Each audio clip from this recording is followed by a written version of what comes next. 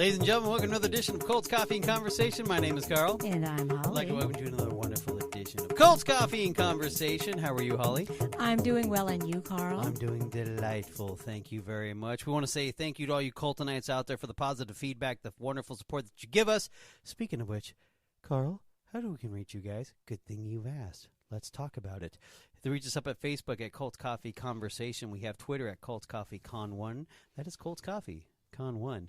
And, of course, we have our wonderful email address at coltscoffeeconversation@gmail.com. But wait, there is more. Holly. I have a correction. You have a correction? Go for it. cultscoffeeconvo@gmail.com. Oh, coltscoffeeconvo@gmail.com. You are absolutely correct. Do you want me to start again, or are we good? We're good. Beautiful. All righty. Okay. There's one more way that they can contact us. That is, Holly. Take it away. You can use your smartphone, and you record a voice memo, and you send it off to cultscoffeeconvo@gmail.com. Beautiful. All righty, Holly. The main question, well, there's two main questions because we're starting off with a new group. But before we start into our group, before we start having a conversation about our cults, Holly, let's talk about our coffee. What are you having? Well, today I'm having an iced French roast coffee with Italian sweet cream. Beautiful. And I'm, of course, having it, keep it safe, keep it sound. I'm having a vanilla cappuccino. That's right. Delicious. All righty. So are you ready to get into our special group today, Holly? Yes, I am. And it is a new group, isn't that correct? Yes, it is. All righty. What group are we covering this time? Well, this group is... Wait. Before we get into it, I apologize. This, we have to give a special shout out. This was a request from one of our cultonites, believe it or not. That is correct. Yes. She reached out to an email and said, hey, I would love to hear you guys discuss this group. So we decided to chew on it, and now we're covering it, Holly. By popular demand of our cultonites, what are we covering? We are covering the famous, all-famous, world-famous cult. World famous. Called Transcendental Meditation. Ooh, Transcendental Meditation. Now, some people would say, that's not a cult. I've done that before. We all have had our meditations. I've done a few meditation stuff myself. This is a particular kind. Yes, it's a very particular. It's I've a never very done this one. simple kind. It when is. you started out. Yes. And the thing is it morphs into more. Of a certain other group that we have not covered. And won't. Probably won't because, well, quite frankly, they'll just sue us until... Well, there's so many talking about it. But anyway, It's kind of a thing like you start simple. Yes. You start cheap. Yes. And the next thing you know, you're all consumed. Yep. And there's, well, we won't get into it. We'll just go step by step. This sounds familiar. This sounds familiar. We have quite a bit of information Absolutely. that we are going to talk about. We are. We're going to go through, like we always do, with the leader. Yep. We got to start with the basis first before we get to the what is it, the good stuff? Yeah, the juice. The juice. That's right, the juice. So, we're going to go through bit by bit. It's more be like an education. Yes, instead of a criticism at this point. At this point, it's just more of a background. We are taking the canvas and we're painting a broad stroke. Yes. All righty, okay. Even though we have quite a few notes. A ton of notes. All righty, so... Now, he's also known as the giggling guru, okay? And that's because he would giggle in TV interviews. Yes, that's correct. Maharishi Mahesh Yogi belonged to the subcaste of scribes and administrators of the Hindu religion. Now, the birth name and the birth dates of Maharishi Mahesh Yogi are not known with any certainty, in part because of the tradition of ascetics and monks who relinquish family connections. Oh, that's interesting. Now, various accounts give the year of his birth is either 1911, 1917, or 1918. Author Paul Mason and William Jefferson say that he was born January 12, 1917, in Jabalpur, the central province of British India, now known as the Madhya Parish in India. Mahesh came from an upper caste family, Kasthia caste, a high-status caste whose traditional profession is writing. Mahesh studied physics at Allahabad University and earned a degree in 1942.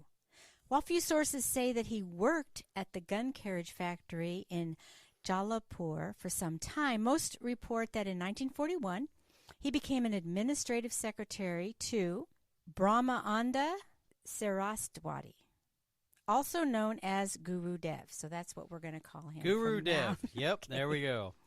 Which means divine teacher, and took a new name, Bal Brahmachari Mahesh.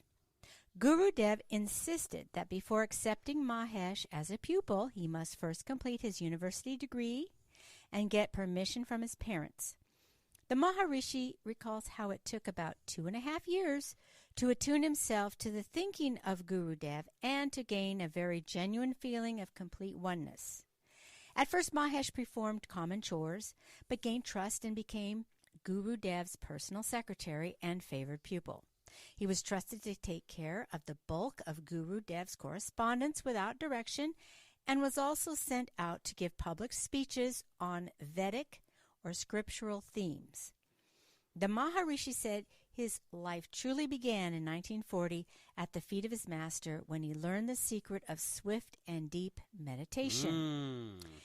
Mahesh remained with Guru Dev until the latter died in 1953 when he moved to Uttarkashi in Tukarahand in the Himalayas, where he undertook a reclusive life for 2 years. Although Mahesh was a close disciple, he could not be Guru Dev's spiritual successor because he was not of the Brahmin caste. Guru Dev, at the end of his life, charged him with the responsibility of traveling and teaching meditation to the masses, while he named Swami Shantaranda Sarawati as his successor. Alrighty, so let's talk about his little tour of India. Now, this tour was between 2 years from 1955 to 1957. But in 1955, Mahesh left Uttarkashi and began his public teaching that he stated was a traditional meditation technique learned from his master, Guru Dev. And he did call it Transcendental Deep Meditation. Later, the technique was renamed as just Transcendental Meditation. It was also then that he was first publicly known with the name of Maharishi, an honorific title meaning great sage. Yes, you are the sage, sir. After the title was given to him according to some of our sources from Indian pundits, and according to another source of the honorific was given along with Yogi by followers in India. Later, in the West, the title was retained as a name. Now, he traveled around India for 2 years, interacting with his Hindu audiences in an Indian context. At the time, he called his movement the Spiritual Development Movement, but renamed it the Spiritual Regeneration Movement in 1957 in Madras, India, and on the concluding day of the Seminar of Spiritual Luminaries. Now let's talk about his world tour, Holly. Between 1958 and 1968, so that's 10 years. Yes, ma'am. So we're going to go over some of these highlights of the 10 years of his tour because there's a lot, it's a lot. And I tried to reduce all of the verbiage here. Yes. So according to William Jefferson, in 1958, the Maharishi went to Madras to address a large crowd of people who had gathered to celebrate the memory of Guru Dev. It was there that he spontaneously announced that he had planned to spread the teaching of TM throughout the world. Hundreds of people immediately asked to learn TM. In 1959, Maharishi Mahesh Yogi began his first world tour writing, "I had one thing in mind, that I know something which is useful to every man," unquote. The first world tour began in Rangoon, Burma, now Myanmar, and included the countries of Thailand, Malaya, Singapore, Hong Kong, and Hawaii. He arrived in Hawaii in the spring of 1959, and the Honolulu Star Bulletin reported, quote, "He has no money, he asks for nothing, his worldly possessions can be carried in one hand." Maharishi Mahesh Yogi is on a world odyssey. He carries a message that he says will rid the world of all unhappiness and discontent, unquote. Though most of his audience consisted of average middle-class individuals, he also attracted a few celebrities such as Ephraim Zimbalist Jr., Nancy Cook de Herrera, and Doris Duke. When the Maharishi came to the U.S. in 1959, his spiritual regeneration movement was called Transcendental Meditation. That same year, he began the International Meditation Society and other organizations to propagate his teachings, establishing centers in San Francisco and London. Of course, San Francisco. Why would it not be San Francisco? Of course. In 1960, while in Manchester, England, the Maharishi gave a television interview and was featured in many English newspapers. In 1961, the Maharishi visited the United States, Austria, Sweden, France, Italy, Greece, India, Kenya, England, and Canada. In April 1961, the Maharishi conducted his first Transcendental Meditation teacher training course in Rishikesh, India, with 60 participants from various countries. His 1962 world tour included visits to Europe, India, Australia, and New Zealand. The year concluded in California, where the Maharishi began dictating his book, The Science of Being and Art of Living. Now, the Maharishi toured cities in Europe, Asia, North America, and India in 1963, also addressed ministers of the Indian Parliament. Now, Maharishi's fifth world tour in 1964 consisted of visit of many cities in North America, Europe, and India. During the same year, the Maharishi finished his book of Science of Being and Art of Living, which sold more than 1 million copies and was published in 15 languages. Impressive. The Maharishi's activities in 1966 included a course in India and 1-month tour in South America. Now, in 1967, Maharishi gave a lecture at Caxton Hall in London. Also, he lectured at UCLA, Harvard, Yale, and Berkeley. Ooh, connection maybe? That year, an article in Time magazine reported that Maharishi, quote, has been sharply criticized by other Indian sages who complain that his program of spiritual peace without either penance or asceticism contravenes every traditional Hindu belief, end quote. Now, religion and culture scholar Sean McLeod also reported that the traditional Indian sages and gurus were critical of the Maharishi for teaching a simple technique and making it available to everyone, and for abandoning traditional concepts of suffering and concentration as paths to enlightenment. Now, at 1968, the Maharishi said that after 10 years of teaching and world tours, he would return to India. Holly. Now, this is going to be a short section because we're going to do a whole entire podcast on this entire next episode, yes. title, okay? The associations with the Beatles. Yeah, all right.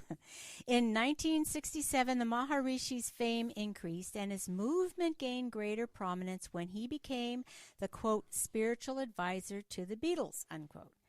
Though he was already well known among young people in the UK and had already had numerous public appearances that brought him to the band's attention. So we're going to kind of put that on hold to another episode. Maybe even 2, depending on how we get through it. Oh, boy. So, it'll be good. Yes, of course. So now the further growth of the TM movement from 1968 to 1990. In 1968, the Maharishi announced that he would stop his public activities and instead begin the training of TM teachers at his new global headquarters in Salisbury, Switzerland. In 1969, he inaugurated a course in his Science of Creative Intelligence at Stanford University, Palo Alto Bay Area, which was then offered at 25 other American universities. In 1970, after having trouble with Indian tax authorities, he moved his headquarters to Italy, returning to India in the late 1970s. Sounds like someone else we know. I know, this is... Leaving India because of taxes. That could be Bhagwan? Holly, no one told you to bring me up in this podcast. Okay. But you did. Go on, continue. Okay. Waiting for you, Bhagwan. What happened? All right. Maharishi announced his world plan in 1972. The goal of which was to establish 3,600 TM centers around the world. That year, a TM training course was given by the Maharishi at Queen's University.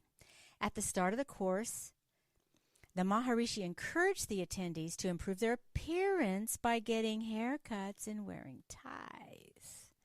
He also persuaded the U.S. Army to offer courses in TM to its soldiers. Interesting. Well, in March of 1973, Maharishi addressed the legislature of the state of Illinois. That same year, the legislature passed a resolution to support of the use of Maharishi's Science of Creative Intelligence in Illinois public schools. Way to go, Illinois! 1974, the Maharishi's International University was founded. Nice. October 1975, the Maharishi was pictured on the front of the Time magazine. He made his last visit of Spiritual Regeneration Movement Center in Los Angeles, 1975, according to the film director David Lynch, who met him for the first time there. Now I have something to say. Yes. This Maharishi International University, Yes. that is going to be another subject that we're going to go over. Yes, it is. Just kind of put a little bookmark on that. No. And also, we're probably going to be talking a little bit about the film director David Lynch. Beautiful. All right. Now, 1975, Maharishi embarked on a 5-continent trip to inaugurate what he called the, quote, the dawn of age of enlightenment, end quote. Now, the Maharishi said the purpose of the inaugural tour was to, quote, go around the country and give a gentle whisper to the population. That is actually very sweet and very poetic. Now, the teaching of TM and the science of creative intelligence in a New Jersey public school was stopped when the U.S. court in 1977 declared the movement to be religious and ruled adoption of TM by public organizations is a breach of the separation of church and state, i.e. First Amendment. Holly.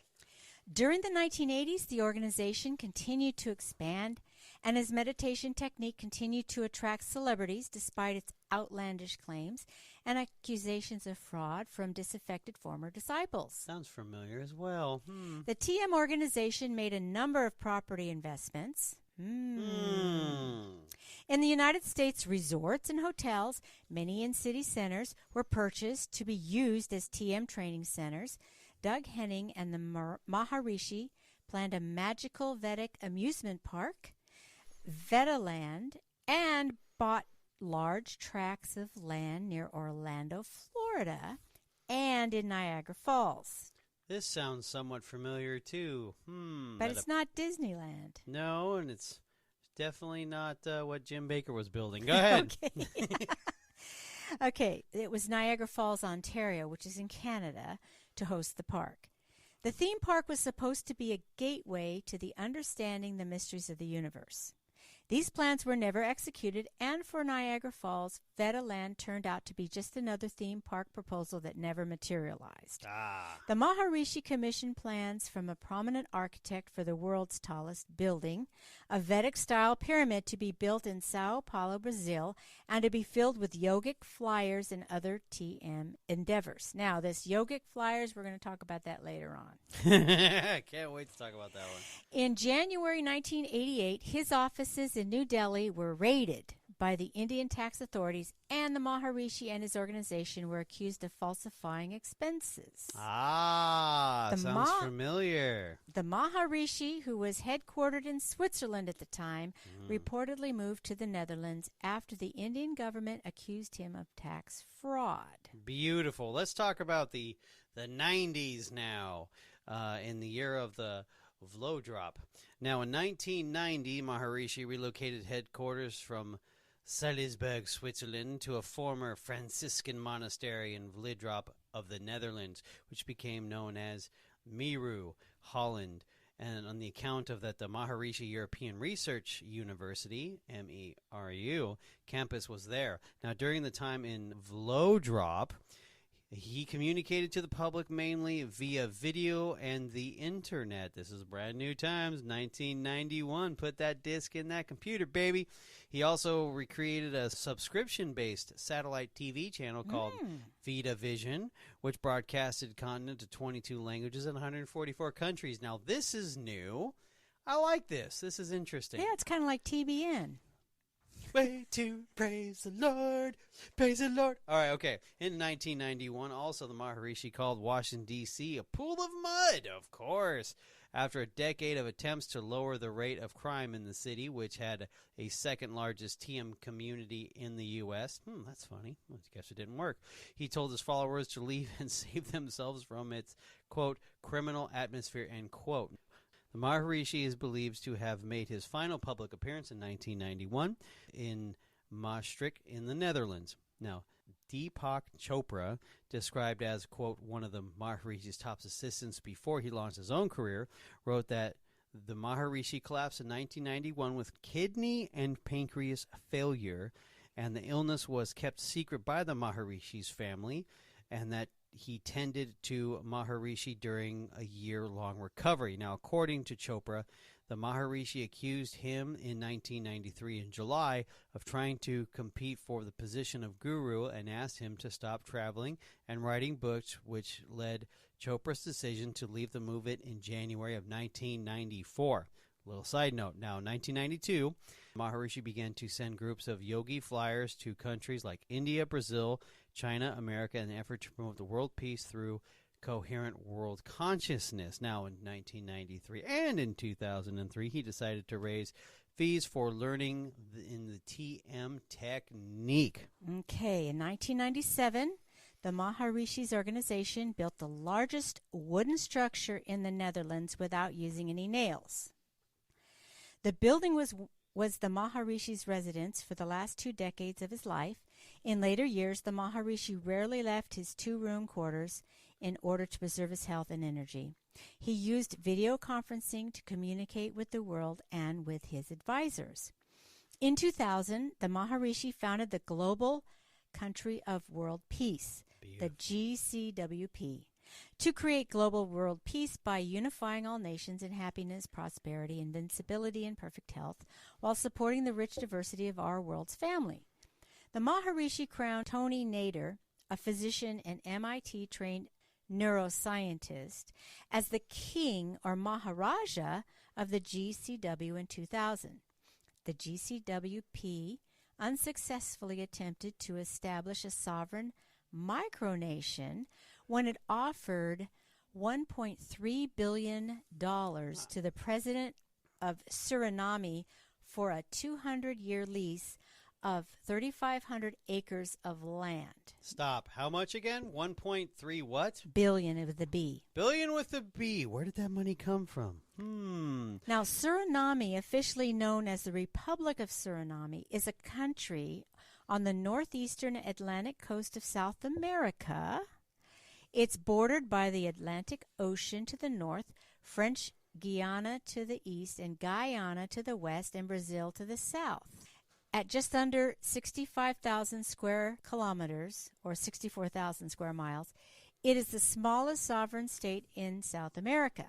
Suriname has a population of approximately 575,990, most of whom live on the country's north coast in and around the capital and largest city, Paramaribo. Now, the question that I have is kind of, well, it's not a question, it's an observation. Go ahead. So they're trying to buy a big, huge lot of land to make their own country. Now, that kind of sounds familiar, too, except for they try to make their own city. Carl, why you keep bringing me up? Stop it. Hey. Hey, there's also somebody that was in Guyana. Do you remember? Jim Jones. I see the light. They're coming after me. It's time to go. Time to go, people. Let's go. Let's get on a plane and a bus to the place we call Jonestown. And we have covered that. Yes, we have. There's a lot of similarities in this. Yeah, different little pieces, right? Yes, enjoying this. My turn to talk about 2002, though. In 2002, he attempted to choose a king for Talamanca as a, quote, remote Indian reservation in Costa Rica. Also in 2001, the followers of the Maharishi founded the Maharishi Vedic City, a few miles north of Fairfield, Iowa, in the United States, and we will get into that as well. This new city requires that the construction of those homes and buildings be done according to the Maharishi Untitled Vedic Principles of Harmony with Nature. Also in 2003, David Lynch began fundraising a project to raise how much? $1 billion. Yes, billion with the B. On behalf of the Maharishi Mahesh Yogi to build a meditation center large enough to hold 8,000 skilled practitioners. Now, the Maharishi ordered a suspension of TM training in Britain in 2005 due to his opposition to the Prime Minister Tony Blair's decision to support the Iraqi war. And the Maharishi said that he did not want to waste the beautiful nectar of TM on a scorpion nation. Ooh! He lifted the ban after Blair's resignation in 2007. So, let's talk about his death. Yes. Maharishi Mahesh Yogi, concerned about his health, became increasingly secluded in 2 rooms of his residence. During this period, he rarely had in-person meetings and instead communicated with his followers almost exclusively by closed-circuit television. On January 12th, 2008, his 90th birthday, the Maharishi declared, "It has been my pleasure at the feet of Guru Dev to take the light of Guru Dev and pass it on in my environment. Now today I'm closing my design duty to Guru Dev, and I can only say live long the world in peace, happiness, prosperity, and freedom from suffering." A week before his death, the Maharishi said that he was stepping down as leader of the TM movement and retreating into silence, and that he planned to spend his remaining time studying the ancient Indian texts. The Maharishi died peacefully in his sleep of natural causes on February 5th, 2008, at his residence in Vlodrop, Netherlands. The cremation and funeral rites were conducted at the Maharishi's ashram in India, overlooking the confluence of the Ganges and Yamuna rivers. Beautiful. The funeral, with state honors, was carried by Sahana TV station and was presided over by one of the claimants to the seat of the North. The Indian officials who attended the funeral included central minister and also a lot of assembly speakers, the state leaders, and top officials. Also in attendance were 35 Rajas of the global country of world peace, one-time disciple Ravi Shankar, and David Lynch. A troop of uniformed policemen lowered their arms in salute, and the funeral received its status as a state funeral because the Maharishi was recognized master in the tradition of the Advaita Vedanta founded by Shankara. Alrighty. Now, of course, the Maharishi is survived by a brother and also a number of nephews. Now, one of the nephews, I'm going to do my best to say their names because they are challenging. Good. It's going to be fun. All right, so one of the nephews is Girish Chandra Varma, and he's the chairman of the Maharishi Vidya Mandir Schools Group and also senior functionary of the TM movement in India. Now, other nephews include Parkresh Shrivastava, who's the president of the Maharishi Vidya Mandarin Schools, and also Anand Shrivastava, chairman of the Maharishi Group. Now, in his obituary, BBC News reported that the Maharishi Master had bequeathed him, quote, the task of keeping the tradition of Transcendental Meditation alive, end quote, and also quoting, the Maharishi's commercials mantras drew criticism from the stricter Hindus, but his promises of better health, stress relief, and spiritual alignment drew devotees from all over the world. Now, Paul McCartney commented saying that, quote, that whistled, I am deeply saddened by his passing. My memories of him will only be joyful ones. He was a great man who worked tirelessly for people of the world and the cause of unity. All righty. Well, there it is, guys. That is just the background there of TM. Yeah, so a little history there. What we're taking out of this is several points that we kind of went through as we went along. Okay, we're going to talk about the Beatles. We're definitely going to talk about the Beatles. We're going to talk about that Iowa. That is Fairfield. and also their university there, and their little city that they created. Okay. Yes. And we're going to talk about the money. Oh, yes. And Following you the heard money. the money. You heard the money from a guy who his only possessions he can carry in his hand. Somehow 1.3 billion available. Oh, there was way more than that. That was Tons just more. yes. So, and the other thing is this Yogic Flying. I saw the video of it. It is hilarious. Well, actually, another person that we did was the yes, Japanese. the blind Yes. guru, who had a picture of it. Yes, he did that too. Yes, he did. Okay. Yes, he did. So there's a lot of, we're grabbing from here, there, and everywhere, Yeah, right? this is pretty much a good diced salad here of many different ingredients to make a delicious bowl of salad.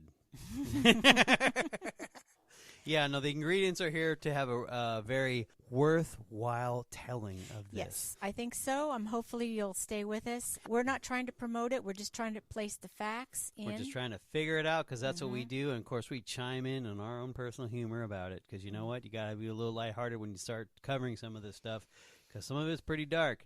Correct. So, all righty, guys. Well, once again, thank you to the Cultonite out there who brought this to our attention. Yes. We are going to enjoy this rabbit hole.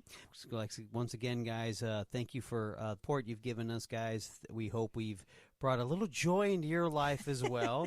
And once again, guys, please reach out to us on Facebook at Cults Coffee Conversation. We also have the Twitter at cultscoffeecon1.